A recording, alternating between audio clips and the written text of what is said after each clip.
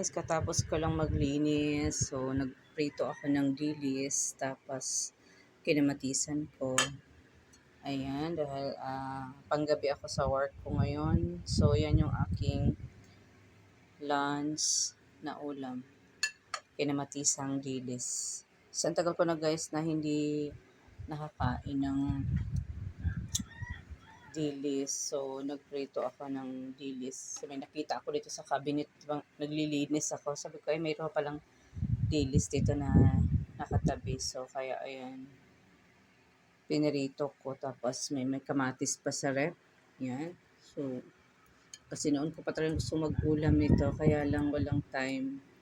Or tinamad lang. Ayan. So, kainan na. Minsan guys, ang sarap mag-ulam ng dilis. Tsaka din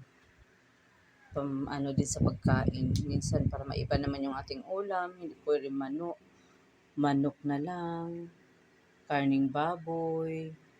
Yan, so minsan mag-ulam tayo ng dilis, na kinamatisang dilis.